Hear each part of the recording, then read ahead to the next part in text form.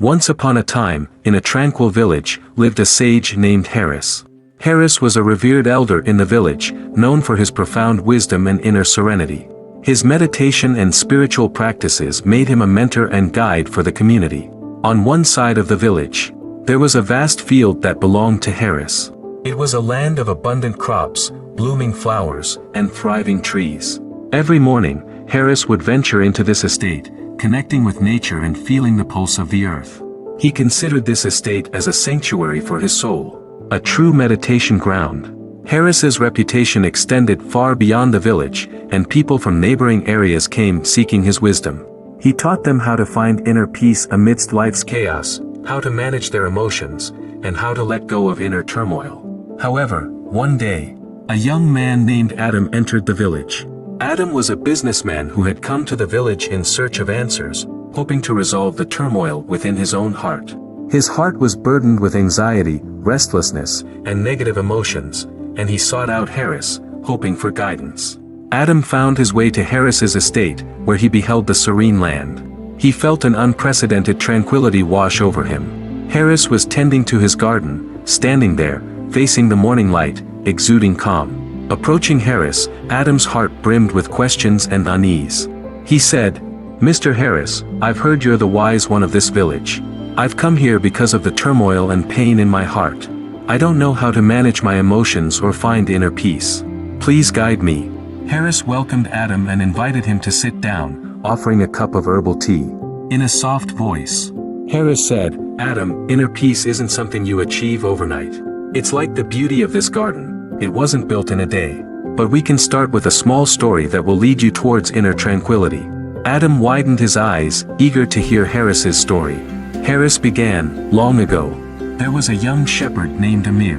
He lived in a barren desert and had to guide his flock every day in search of water and food. This task was challenging as the desert was full of perils and dangers. One day, Amir's flock encountered a ferocious wolf that threatened their safety. Amir had to remain vigilant, worrying about the safety of his flock. His heart was filled with anxiety and fear, making it difficult for him to sleep at night as he feared wolf attacks. But one day, an old man passed through the desert and noticed Amir's anxiety and restlessness. The old man approached Amir and whispered, "Young man, your heart is filled with fear, just like that wolf, gnawing at your soul. You need to find inner peace." Adam listened intently. Harris continued, "The old man told Amir a story that was like a doorway to inner peace. He said, there's a serene lake by the desert, surrounded by lush reeds, with crystal clear waters. In the lake, there is a large stone that people attempt to push to the lake's bottom every day, but it never sinks." Adam asked, "Why doesn't the stone sink?" Harris smiled and replied, "The old man told Amir that the stone doesn't sink because its core is empty. It doesn't resist, complain, or fear. It is empty and steadfast." The old man advised Amir to learn to be like that stone, to have an empty heart, not resisting life's challenges, not complaining about difficulties, and not fearing the unknown dangers. Only then could Amir find inner peace. Adam pondered the story and began to grasp its meaning. Harris continued, "Adam, this story tells us that, like the empty stone, inner peace isn't achieved through resistance and fear. Just as we let go of resistance, complaints, and excessive fear, our hearts become tranquil." Adam nodded in understanding and asked, "But how do I do that?" Harris replied, "It takes practice and meditation. Just as Amir needed time to learn to be like the stone, you need time to build inner tranquility. Start by spending some time each day in quiet meditation, deep breathing, and relaxing your body and mind. This kind of meditation can help you understand your inner self and accept your emotions." Adam embraced the advice, visiting Harris's estate daily, sitting in the garden, and experiencing the serenity of nature. He began to learn stillness and release past anxieties and future worries. Gradually, his heart grew calmer, like a still lake, free from ripples. Several months later, Adam returned to Harris, and his anxious gaze had transformed into a serene smile. He said, "Mr. Harris, thank you for your guidance. I've learned how to find inner peace, how to face life's challenges without resistance and fear. I'm no longer resisting or fearing, my heart is filled with tranquility." Harris smiled and said, "Adam, you found the inner peace. Just like that empty stone. You've grasped the essence of the story, which serves as a doorway to inner tranquility.